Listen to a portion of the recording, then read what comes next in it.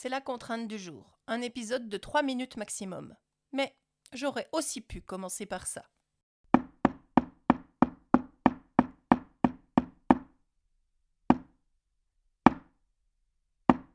Bienvenue dans J'envoie. Je suis Florence Hugui, podcasteuse très en herbe et fondatrice de Filigrane, une société dédiée à la formation et l'accompagnement des adultes, ainsi qu'à l'écriture de récits de vie. Que vous proposez pour faire honneur au chiffre 3 ? J'ai plongé dans mon tarot, tiré la 3e carte, l'arcane 3, l'impératrice. Voyons voir, l'impératrice, une femme assise sur un trône qui tient un spectre et un bouclier sur lequel est dessiné un aigle. Puissance féminine, art de la communication, facilité d'expression, créativité, sensibilité au service de l'échange et de l'expression de ses idées, autorité naturelle, parfois blessante, même cassante, le pouvoir, ça se régule. L'impératrice, c'est aussi la plus grande sculpture monumentale réalisée par Niki de Saint-Phal dans son jardin des Tarots à Garavicchio, au milieu de la Toscane.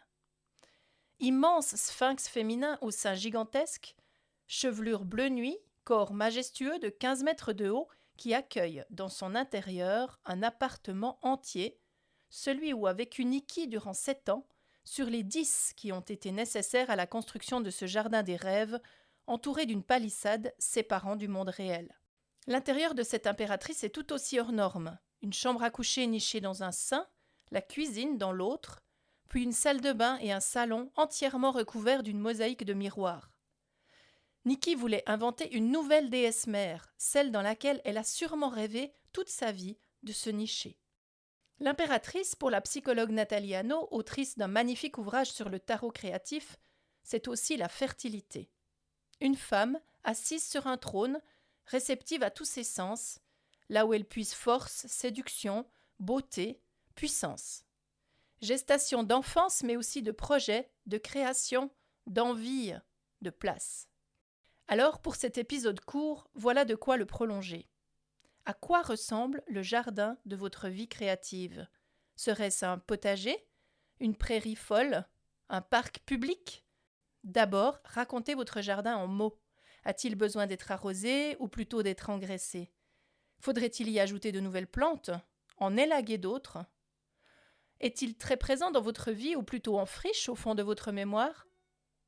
Puis réalisez un collage avec tout ce que vous trouvez dans votre jardin. Que vous raconte cette création ? Que faudra-t-il ne plus oublier à l'avenir ? À quoi devrez-vous prendre particulièrement soin ? Y a-t-il peut-être une intention à poser avant de lâcher votre création ? Terminez par quelques lignes de conclusion et notez la date.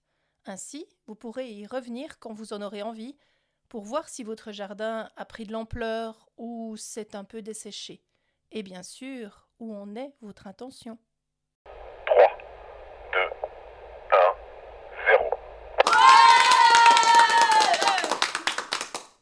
J'ai bien évidemment débordé du temps qui m'était imparti, car vous le savez, les consignes sont faites pour être débordées.